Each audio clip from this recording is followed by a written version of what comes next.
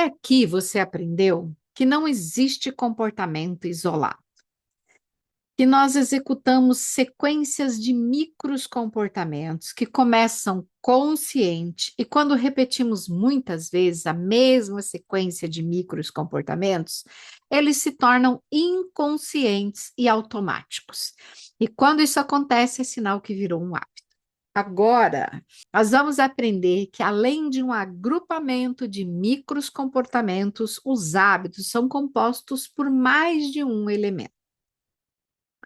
O primeiro elemento do hábito é também o mais evidente, é o comportamento em si mesmo. A sua maneira de agir, o seu jeitão de ser, né? O que você faz sempre, a sua conduta habitual. Todos nós temos um padrão de comportamento, um padrão de atitudes, uma maneira de reagir aos estímulos que recebemos. E o nosso padrão é o comportamento que repetimos o tempo todo, ou pelo menos no mais das vezes, tá? O segundo elemento do hábito, que também é muito evidente, é a recompensa. Todo hábito produz algum tipo de recompensa ou várias recompensas simultâneas. E, essencialmente, recompensas envolvem prazer e motivação. Portanto, os dois elementos mais evidentes do hábito são o comportamento em si, a sua maneira de agir rotineiramente e a recompensa gerada por esse comportamento. Todo hábito começa consciente, todo hábito se forma por repetição de um comportamento e o enraizamento do hábito se dá por conta da recompensa que ele gera, tá? O terceiro elemento do hábito é o gatilho. A maioria das pessoas desconhecem a sua existência, por ele não ser tão evidente quanto o comportamento e a recompensa. Por isso, na maioria das vezes, ele passa despercebido. Muitas vezes, nós precisamos analisar as situações ou o contexto, investigar mesmo para descobrir o estímulo que te leva ao comportamento. Aquilo que leva ao comportamento, aquilo que leva ao hábito é o gatilho. Ele pode ser acionado por uma circunstância, por um cenário, por um contexto, por uma situação, por um estímulo, por um acontecimento, ou uma conjuntura de várias dessas coisas. Identificar o gatilho não é tão fácil quanto identificar o comportamento e a recompensa, porque ele é um elemento mais invisível do hábito. Agora, nós temos a tríade do hábito: o gatilho, o comportamento e a recompensa. A recompensa faz você aprender que aquele comportamento é bom ou desejado, ou seja, ela reforça o poder do gatilho cada vez que você repete o comportamento. Assim, forma-se um ciclo de hábito, um ciclo de reforço que vai enraizando esse hábito cada vez que você repete o comportamento. Esses são os elementos que você encontra em vários livros sobre os hábitos por aí. Parece que isso é tudo, né? Mas não é. É um pouco mais complexo que isso. O modelo da tríade é um modelo essencialmente comportamental. Ele não considera o que ocorreu dentro da mente da pessoa, ele não considera, portanto, as cognições e os afetos.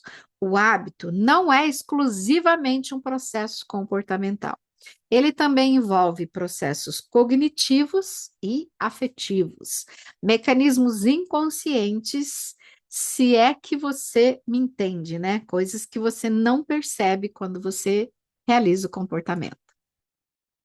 Portanto, nós temos um quarto elemento do hábito que fica entre o gatilho e o comportamento. Esse quarto elemento são as nossas necessidades e os nossos desejos. Existe uma discussão bastante grande na ciência sobre o que é necessidade e o que é desejo.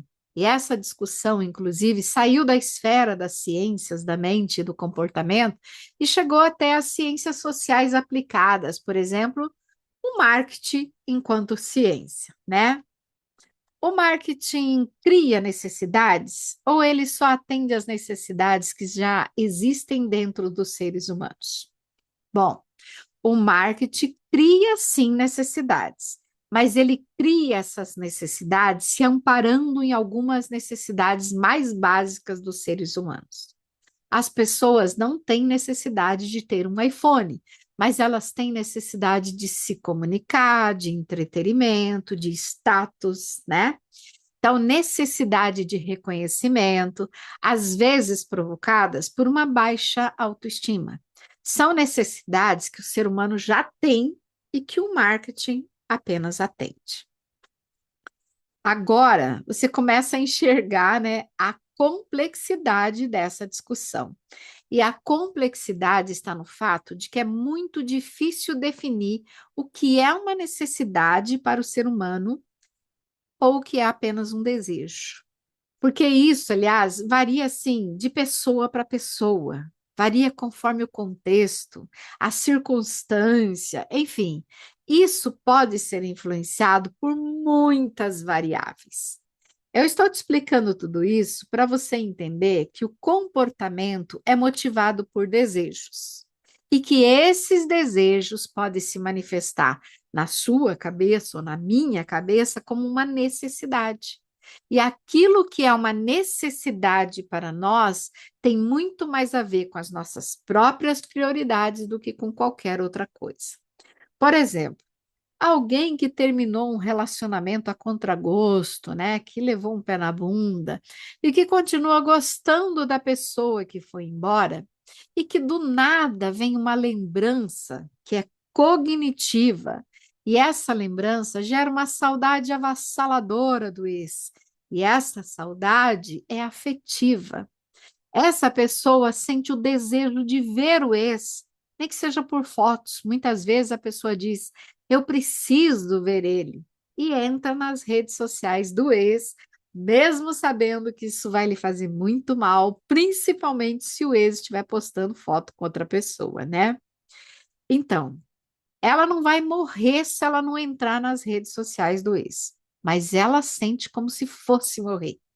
Desejos podem se manifestar dentro da nossa cabeça, dentro da gente, como necessidades. Essa saudade, esse desejo, essa necessidade de ver o outro, nem que seja por foto, é o que faz a pessoa fuçar nas redes sociais do seu ex, mesmo sabendo que vai sofrer e que isso atrapalha o processo de esquecer o outro, né? Por ser tão difícil definir o que é uma necessidade ou o que é um desejo, nós vamos, a partir de agora, usar um termo criado, né, por alguns professores, né? Já ouvi esse termo de alguns professores meus, que são necejos ou desejos. O desejo que pode ou não se manifestar como uma necessidade dentro de nós. Alguns desejos nos faz comprar no cartão de crédito algo que nós sabemos que vai estourar nosso orçamento, que vai gerar dor de cabeça e até brigas. Esses mesmos desejos é o que faz a gente procrastinar recorrentemente tarefas importantes, seja lá por qual motivo, mesmo sabendo que podemos até ser demitidas. Desejos nos fazem sabotar a nossa própria dieta devorando uma panela de brigadeiro.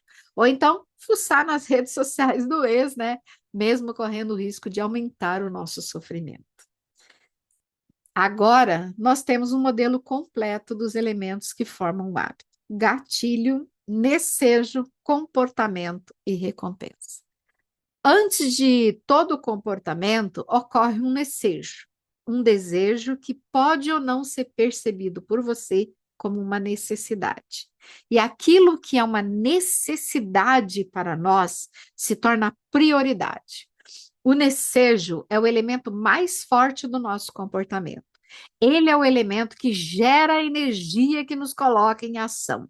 E é também o elemento que mais oscila. Esse é o ciclo que alimenta o hábito, o gatilho que dispara os desejos que nos levam a um comportamento específico e a recompensa gerada por esse comportamento que reforça o gatilho. Quanto mais satisfação a recompensa gera, mais ela fortalece o gatilho que dispara o desejo, que é o impulso que nos leva ao comportamento. É um ciclo que se autoalimenta, levando à repetição que culmina na formação do hábito. Existe um processo científico, biológico, codificando silenciosamente os padrões de comportamento que você repete no seu dia a dia. Enquanto você não dominar esse processo, todo esforço para mudar um comportamento será como uma gota de energia num oceano de frustrações. Principalmente porque depois que um comportamento se torna um hábito, ele passa a ser parcialmente inconsciente, lembra? Neste momento, você já deve ter entendido que o jogo é mental, que ele acontece no inconsciente.